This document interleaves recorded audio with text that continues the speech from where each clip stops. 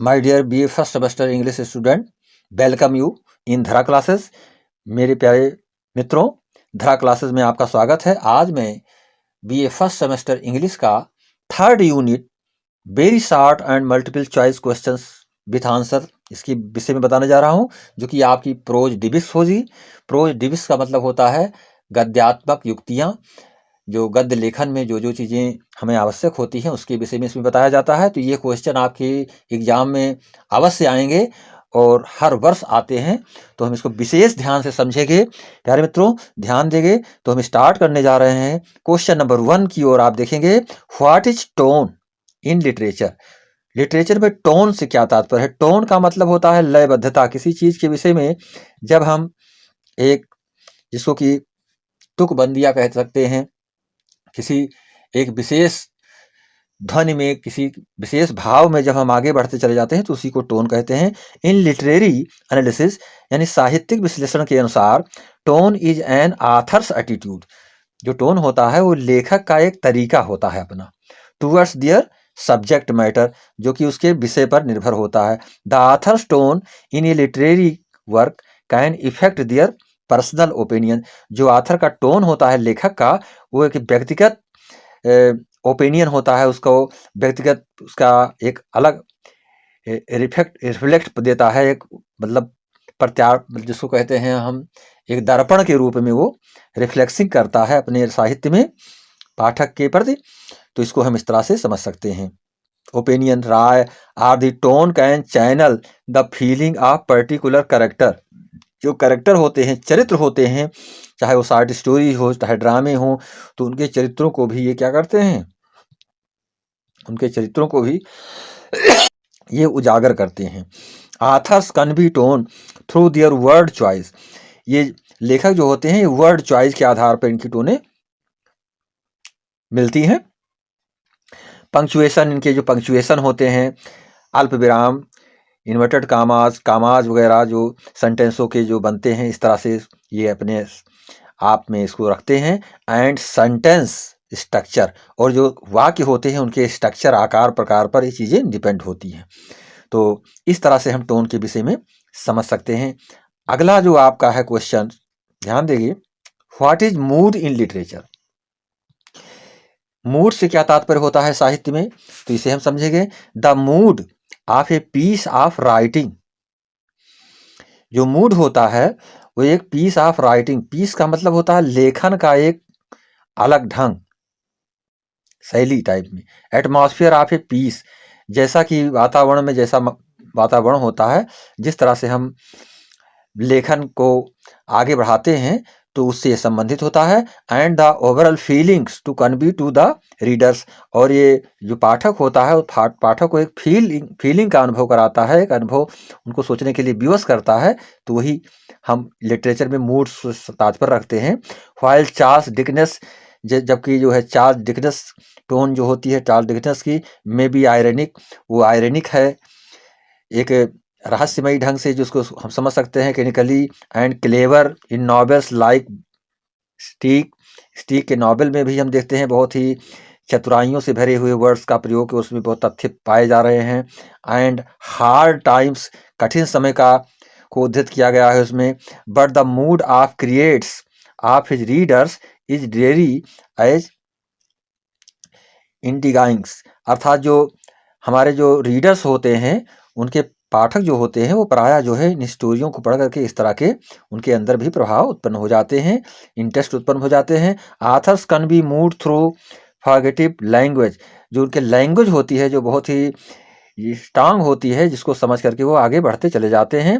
And literary डिबिक्स, और जो साहित्यिक जो है डिबिक्स जो है, जिसमें युक्तियां जो बताई जाती हैं, उसके अनुसार वो उसको पढ़ने में इंटरेस्ट उत्पन्न करते हैं। Letting the readers feel what ever mood the writings evokes, जब वो जो कुछ भी लिख रहे होते हैं वो उनके अनुभव और फील पर अनुभव करता है, फीलिंग पर उनके डिपेंड होता है कि वो आगे क्या कहने के लिए तैयार हैं। एग्जाम्पल्स के रूप में हम समझ सकते हैं कि nearly all the words useful are describing describing tone. प्राय जब हम देखते हैं कोई चीज़ वर्णनात्मक होती है, किसी चीज़ को हम आगे बढ़ाते चले जाते हैं, तो वहाँ पे डिस्क्राइबिंग टून का प्रयोग किया जाता है। Can also function as mood words, जो कि शब्दों के रूप में कार्य करते हैं। लॉन्गिंग, मॉस्टलाइज, टेरर, पैशंस एंड एक्साइटमेंट, ये सारी चीज़ें उसमें आती हैं, जिसमें कि टेरर आते हैं, पैशन तरीके आते हैं, एंड एक्साइटमेंट उत्साह से संबंधित चीज़ें क्वालिफाई करती हैं, चीज़ें जो कि मूड से संबंधित होती हैं, एज वेल एज टून, और साथ साथ उसमें ट्यून भी होते हैं। जस्ट एज कैरेक्टर इन ये स्टोरी, जैसा कि कहानियों के जो चरित्र होते हैं उनके विषय में हम पढ़ते जाते हैं। All quality of mood as well as tone just as a character in a story, जैसे कि कैरेक्टर होते हैं स्टोरियों में, कहानियों में। Can speak in a worthful in the grand tune, जो भी होते हैं रातफुल ट्यून, उसके जो होते हैं, जो करेक्टर होते हैं, वो अपनी ट्यून में, अपने लैंग्वेज में, अपने सतह पर जिस तरह से कहते हैं। ए reader can experience and angry, उससे जो पाठक होता है वो अपने आप में नाराजगी सा महसूस करता है। Mood when reading about the character, जब वो चरित्र के विषय में अध्ययन करता है। The character's tone translate to the readers mood via specific dialogue, जब उसके स्पेसिफिक डायलॉग का मतलब होता है जो अपनी जो कथन को व्यक्त करता है, तो उस व्यक्त करने वाले कथन से प्रायः जो है रीडर्स के मूड भी उसमें अपने कार्य करते हैं। Facial expressions and other descriptor, जब वो अपने उस कार्य के लिए फेस करता है, आगे बढ़ने का प्रयास करता है, चरित्र को जो है उजागर करने का प्रयास करता है, तो उस समय पाठक उससे प्रभावित होता है। तो ये मूड के रूप में जाने जाते हैं। आगे देखेंगे व्हाट इज पैथस। पैथस के विषय में आपको समझेंगे। Pathos is an appeal made to an audience emotion, जो ऑडियंस होते हैं, जो दर्शक होते हैं, जो लोग उसके समीप में होते हैं, श्रोता या पाठक, उससे प्रभावित होता है पैथस से। Order to evoke feeling, pathos is one of the three primary moods of persuasion। इसमें 3 प्राइमरी यानी प्राथमिक स्तर बताए गए हैं मूड्स के, जो कि उसके लिए आवश्यक होते हैं। along with logs and ethos, जो कि log और ethos के रूप में होते हैं। pathos is also a key component of literature which like most other form of art, अन्य कलाओं की तरह जो है ये भी पैथस हमारे साहित्य में कार्य करते हैं। Is designed to inspire emotion from to its reader, वो अपने जो पाठक होते हैं उनको एक अपनी कृति से जो है आच्छादित करते हैं, डिजाइन कर इंस्पायर करते हैं, उनको जो है आगे पढ़ने के लिए उत्सुक करते हैं। हाउ आर एनसीईआरटी यूज्ड इन लिटरेचर, अब आप देखेंगे कि एनसीईआरटी का साहित्य में कैसा प्रयोग है, किस प्रकार से इसके विषय में हम जानते हैं। तो देखेंगे an anecdote is a short story, anecdote जो होती है कि लघु कहानी के रूप में होती है। अबाउट ए रियल पर्सन, एक वास्तविक व्यक्ति के विषय में होता है, इसमें किसी व्यक्ति विशेष के बीच में। Or event usually serving to make the listeners laugh or ponder over a topic, यानी किसी विषय पर, किसी तथ्य पर जो है वो जो रीडर होते हैं, रीडर को एक लिसनर्स लाफ सुना जा सकता है कि हंसते हुए, यानी उनके एक भाव उसे मढ़ते हैं कि वो हंस पड़ते हैं। Generally the anecdote will relate to the subject matter, प्राय जो एनसीईआरटी होते हैं वो सब्जेक्ट मैटर यानी विषय वस्तु से संबंध रखते हैं। That the group of peoples is discussing, ऐसे लोगों से जो किसी विषय वस्तु पर बहस कर रहे होते हैं। तो इस तरह से हम इसको समझते हैं। अगला क्वेश्चन आप देखेंगे, how does pathos effect the audience. Audience जो होते हैं, ऑडियंस को किस प्रकार से प्रभावित करता है, कैसे प्रभावित करता है पैथस, तो इसको देखेंगे। पैथस आर द इमोशनल अपील, ये पैथस होता है एक भावात्मक अपील करता है पाठक के लिए। Means to persuade an audience by appealing to their emotion, जिससे कि वो अपने इमोशन को, भाव को व्यक्त कर पाए। To their emotion, authors use pathos to invoke system sympathy, जो आथर होता है वो अपने पैथस को एक सिंपैथी के रूप में व्यक्त करता है, उसके साथ एक सिंपैथी सहानुभूति जुड़ जाती है।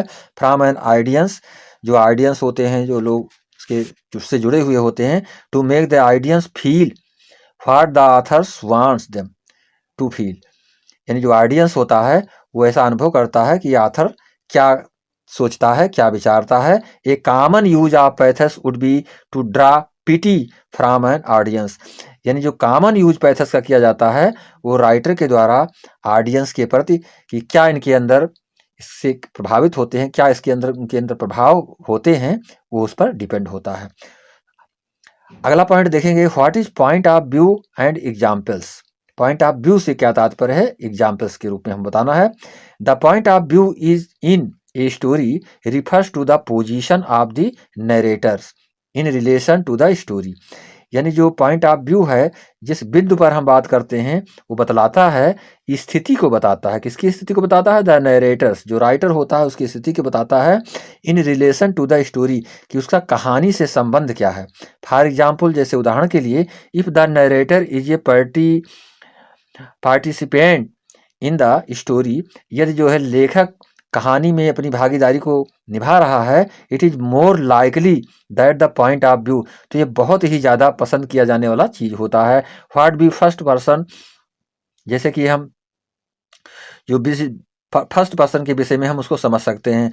एज द नरेटर, जिस प्रकार से एक जो लेखक होता है, इज विंसिंग and interesting interacting with the events and other characters first then, उसके पश्चात जो दूसरे करेक्टर होते हैं उसको भी उसमें वो उद्धृत करता है। तो इस तरह से हम इसको समझ सकते हैं। प्यारे मित्रों, आगे देखेंगे question number 7, how do you identify theme. Theme के विषय में आप कैसे परिचित होंगे, किस तरह से उसको समझते हैं, ये बताना है आपको। तो the theme, the idea, the writers wishes, यानी विचार और राइटर की जो है सोच, विशेष उसकी बुद्धि जो होती है, जो सोच होता है, टू कन्वी, वो उसको आइडेंटिफाई करता है अबाउट द सब्जेक्ट, उस विषय के बारे में।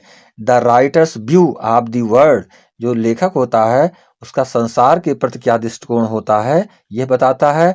Are a revelation about human nature, और मानव स्वभाव के विषय में वो बतलाता है।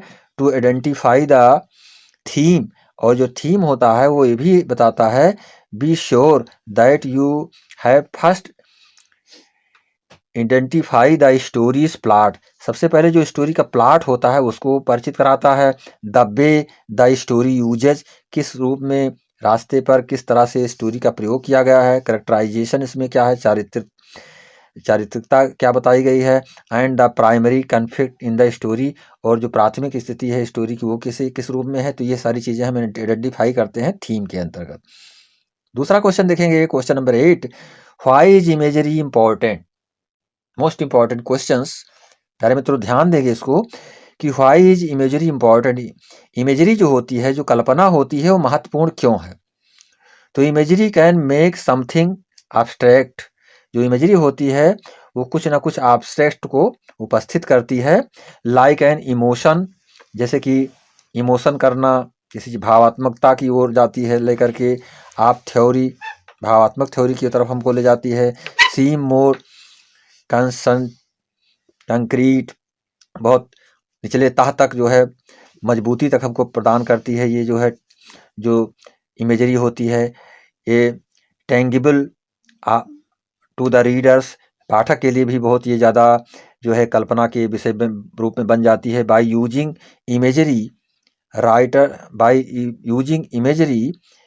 Writers can evoke the feeling they want to talk about their readers, ऐसा लगने लगता है कि वो अपने पाठक से स्वयं वार्ता कर रहे होते हैं कल्पनात्मक रूप में। And by making their readers feel, writers can also help readers, जो रीडर्स होता है उसके लिए राइटर्स ऐसा लगता है कि वो उसकी मदद सा कर रहा है। Neglect to the message in their work, वो अपने कार्य से एक संदेश को देने के रूप में होता है। तो इस तरह से हम इसको समझ सकते हैं। आगे देखेंगे प्यारे मित्रों, इसमें जो कुछ नोट्स दिए गए हैं। पॉइंट ऑफ व्यू इज, जैसे कि the direction in which the story is going, इस रूप में हमको समझना है कि किस दिशा में कहानी जा रही है। The view point prescriptive of the character of A narrator's telling the story. जो नरेटर होता है, लेखक होता है, वो कहानी कह रहा है, तो किसका जो है पॉइंट ऑफ व्यू क्या है, किस उद्देश्य से, किस ओर उसके चरित्र आगे बढ़ रहे हैं। The view point perspective of the author's, उसके उद्देश्य और उसके सोच हमें आगे दिखते हुए प्रतीत होते हैं। The directions the prologues is talking the story, जब वो स्टोरी में कुछ कह रहा होता है। तो इस तरह से ये सेलेक्ट नोट जो आपको करने हैं, इसमें आप ये समझ सकते हैं कि इसमें जो है बी पॉइंट आपका ये करेक्ट माना जाएगा। The view point prescriptive of the characters of narrator's telling the story. ऐसा लग रहा है कि जो नरेटर है स्वयं उस कहानी को कह रहा है। इस तरह से हम इसको समझेंगे। इसके पश्चात देखेंगे क्वेश्चन नंबर 2 की ओर। 2 में देखिए, there are 3 types of point of view. 3 प्रकार के पॉइंट ऑफ व्यू बताए गए हैं। तो इसमें हमें ध्यान रखना है कि इसमें फर्स्ट सेकंड लिमिटेड, बी में फर्स्ट लिमिटेड और एंड सेकंड, और सी में फर्स्ट सेकंड एंड थर्ड। तो ये सी वाला ऑप्शन आपका ये सही माना जाएगा। इसके पश्चात हम देख रहे हैं अगला क्वेश्चन नंबर 3 आप देखेंगे। क्वेश्चन नंबर 3 में एनसी डॉट कैन बी, जो एनसी डॉट होता है वो किस रूप में, philosophical, reminiscent, humorous, all of the above. तो इसमें जो है ऑल ऑफ द एबव के रूप में हम इसको जान सकते हैं। आगे देखेंगे, NC dots are very valuable and easy to use because of their. जो एनसी डॉट होता है वो किस रूप में हमारे लिए ज़्यादा महत्वपूर्ण माना गया है, तो इसको हम समझेंगे। तो इसमें जो है आपको ये जानना है कि एनसी डॉट में जो ये बी वाला पार्ट डिवर्सिटी इसमें पाई जाती है, इसको हम सही समझेंगे। A is an appropriation that is considered टाइट, स्टेल, ओवरली जनरल और मीनिंगलेस। तो इसमें हम ए ऑप्शन करेंगे। ए ऑप्शन का मतलब ट्रूइज्म इसमें यहाँ पर भरा जाएगा, ये वाला ए नंबर आप देखेंगे ध्यान से। इसके पश्चात आप देखेंगे question number 6, when a character speak in aphorism he or she often comes across as। तो इसमें हमको सी ऑप्शन सही लगाना है। सी ऑप्शन को आप करेंगे वाइस। वाइस का मतलब जो बुद्धिमान होता है, वाइस के लिए प्रयोग करेंगे इसको। इसके बाद 7 नंबर में देखेंगे, one of the primary tools are aphorism is. जो बेसिक टूल बताए गए हैं लिटरेचर के, तो उसमें हम ए ऑप्शन में, ए ऑप्शन का मतलब होता है मेटाफर। मेटाफर का मतलब होता है रूपक, यानी रूप जो होता है वही चीज रूपक रूप में इसको प्रयोग करते हैं। 8 नंबर में देखेंगे, the literal definition of antithesis is. Antithesis is, इसमें जो है 8 ऑप्शन में आपका डी ऑप्शन सही है, अपोजिट। इस यहाँ पर अपोजिट आपको लिखना है। इसके पश्चात हम देखेंगे क्वेश्चन नंबर 8। क्वेश्चन नंबर 8 में, instead of trying to include antithesis in your writing it's best to practice. तो इसमें जो है 4 ऑप्शन दिए गए हैं। 4 ऑप्शन में ऑप्शन नंबर आपका सी करेक्ट है, जिसमें कि यूजिंग पैरेलल स्ट्रक्चर, जहाँ पे समान रूप से आकार को बताया जाता है, स्ट्रक्चर को बताया जाता है, रूप को बताया जाता है। तो इसमें हम इस 9 नंबर में सी का ऑप्शन सही मानेंगे। व्हाट इज इमेजरी, इमेजरी क्या है, तो इसको हम देखेंगे। इमेजरी जो है विविड सेंसरी डिस्क्रिप्शन, विविधता की ओर ले जाने वाली एक विद होता है, जिसको हम हर तरफ सोचते हैं, एक सेंस को उत्पन्न कराती है। तो ये इमेजरी 10 नंबर में आप बी ऑप्शन करेक्ट करेंगे। इसके पश्चात आप देखेंगे ये जो है क्वेश्चन नंबर 10। तो क्वेश्चन नंबर 10 में आप देखेंगे 10 में इमेजरी लगा दिया, इसे बी वाला ऑप्शन सही रहेगा। और which of the following is not a type of imagery, इसमें कौन सा ABCD में कौन सा ऐसा वर्ड है जो कि इमेजरी के रूप में प्रयोग नहीं किया जाता है। तो इसमें आप देखेंगे एक्स्ट्रा सेंसरी इमेजरी का हम प्रयोग नहीं करते हैं इसमें। Which of the following is not a type of imagery के रूप में इसका प्रयोग नहीं होता है। When can imagery by used, कब इमेजरी का हम प्रयोग करते हैं, ये हमें जानना है कि हम इसका प्रयोग कब करते हैं। तो इसमें देखना है आपको कि इसमें 4 ऑप्शन दिए गए हैं, तो ऑप्शन नंबर आपका ये डी सही माना जाएगा। In both A and B, देखेंगे यहाँ पर इसमें दोनों तरह से हम आप इसको समझेंगे, A एंड B, यानी A एंड B के रूप में हम इसको समझ सकते हैं।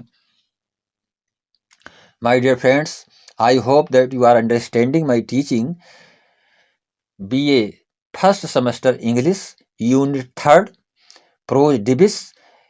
तो हमने इसको एक्सप्लेन कर दिया है, यह आपके एग्जाम में आने ही वाला है, और पूरी तरह से आप इसको रीड कर लें और पूरे ही वीडियो को आप देखेंगे। चैनल को लाइक और सब्सक्राइब करेंगे तथा अपने फ्रेंड्स के बीच में शेयर करेंगे।